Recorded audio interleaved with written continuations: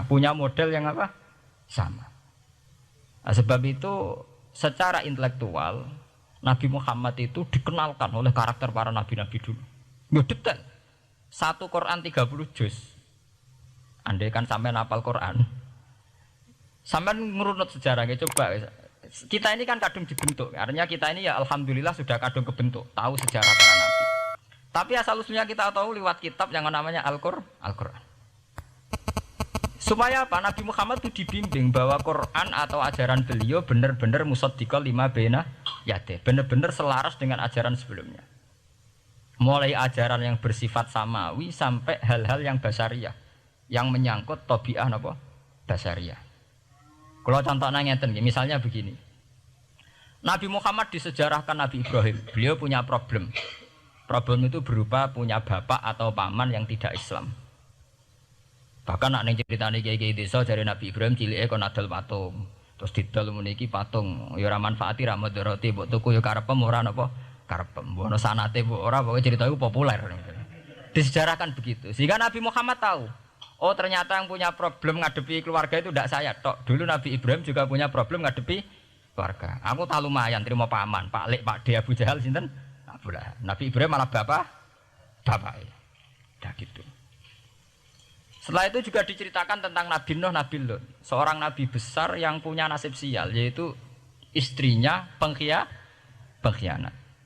Mereka jadi kiai di bojo judes itu tidak masalah. Mulai terima kiai di bojo judes biasa. Ya itu tadi Nabi Nuh, Nabi Lut itu lebih ngeri ketimbang itu di bojo napa? Mboten kebenaran.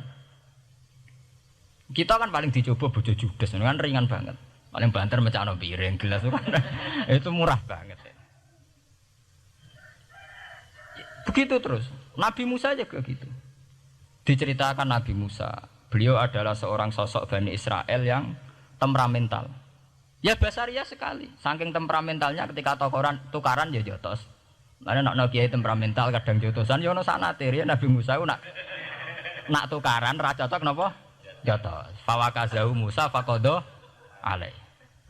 Artinya ya basaria sekali.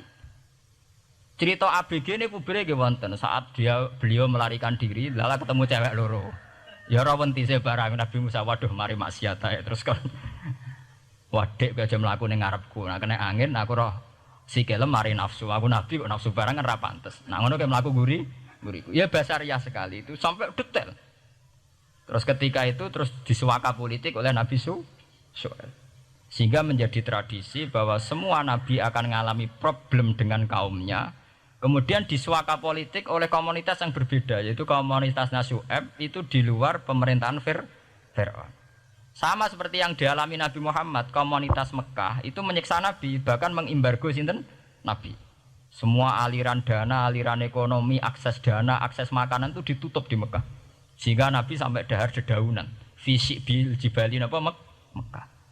Tapi beliau diselamatkan oleh sahabat Ansor yang terpisah dari komunitas Ahlu Mekah. Itu mirip ceritanya Nabi Musa yang diselamatkan Nabi Syuaib yang terpisah total dari komunitas Fir'aun. Ini penting kalau ulang temriki sehingga karakter-karakter kenabian itu tidak rubah.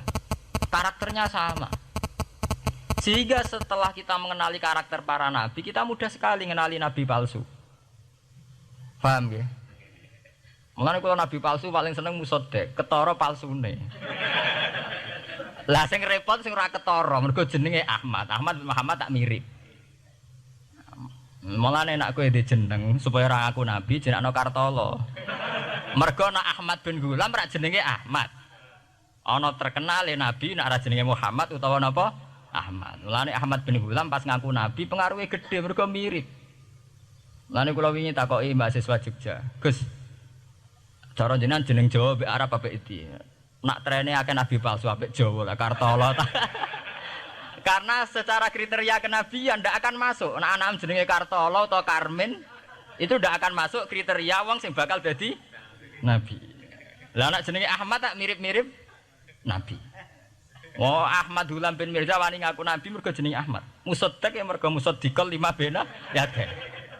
Lah anak Kartolo, Karmin, Karlan agak ono. Mulane saiki sing jenenge Jawa kudu syukur. Akan terbebas dari mengaku napa? Nabi. Lho syukur kan gak akan salah. Di barokah sampean jeneng Jawa, orang Arab ngaku napa? Nabi. Selamat. Kudu syukur. Paham ya? Ndak apa-apa, itu harus dinikmati. Ya itu tadi ya, karena Nabi itu punya karakter yang sama, punya tradisi yang sama, yang mirip-mirip. Itu kenapa Quran berkali-kali menceritakan sisi-sisi kenabian Nabi di luar Nabi Muhammad.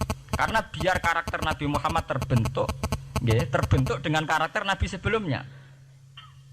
Tidak melenceng. Kemudian itu ditiru oleh ulama kita. Kita punya guru punya guru lagi, punya tradisi yang sama. Nak mulang kudu istiqomah, santri loro lah kudu diulang. Nak sedati kiai aja mripat ijo nak roh dhuwit. Wis pokoke dilatih. Nah, tapi dari kiai saiki orang mripat ijo, mripat abang. Mergo dhuwit saiki abang. Dhisik dhuwit paling gedhe rak 50.000 iku rak ijo. Lah saiki 100.000 abang. Dadi saiki nak nasihati nak roh dhuwit aja mripate abang. Mergo ijo wis gak akeh saiki. Paham napa? Kena akal-akalan ngoten jan repot. Tugale kula di santri dablek, nek di bojo aja moro tangan. Kula mboten moro tangan, kula saduk, moro sikil. Kena anekdot ngono rusak. Adu-adu ning bojone. Bojone loro, bareng bojone nguwak. Kowe jare rabi Pak ning njaba, bojom jare loro fitnah, Dik. Sing bener telu. Ayo kan repot. Ketemu cangkem elek rusak kabeh. Fitnah udik nak loro. Sing bener apa? Telu. Lah sakniki mun politik ngoten nggale saya sebagai pejabat tidak pernah mengkorupsi 1 sen pun uang rakyat. Wong edan tapi ya korupsi ya sak sen. Wong ra waras tapi korupsi napa? Sak sen. Ngono miliaran tok. Korupsi napa? Sak sen. Ya mesti ae.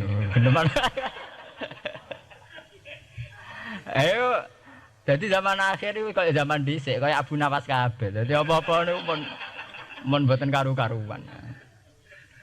Mun ya. Wah itu permainan kata begitu niki kula penting kula terangaken nggih. Saya sebagai ahlul Quran, orang yang banyak baca Quran nggih. Itu kita akan tahu betul betapa parahnya nggih atau akibat negatifnya dari permainan kata itu. Dan itu dilegalkan Quran, disahkan Quran dalam beberapa ayat. Yaqulun apa yuriduna ayutfi'u nurallahi bi afwahihim.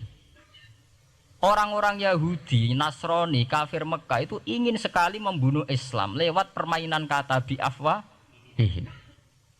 Yaitu tadi misalnya kalau Muhammad bin Abdullah bin Abdul Muthalib itu kelihatan keren karena masih Bani Quraisy.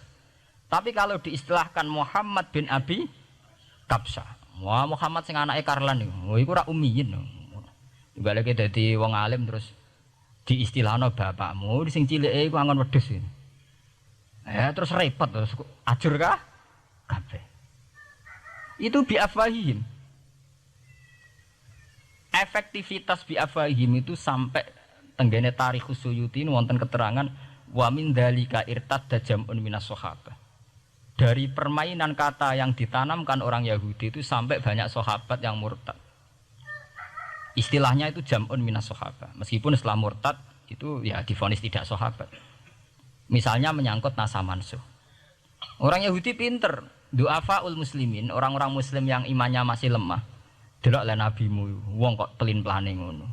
Dhisik Ka'bah madhep Baitul Maqdis. Iku wis bener iku, mergo kiblate Nabi Musa. Nabi-nabi dhisik kiblate Baitul Maqdis. Nah saiki gara-gara dekne kangen keluargane pancen dekne cak Mekah, saiki kangen Mekah.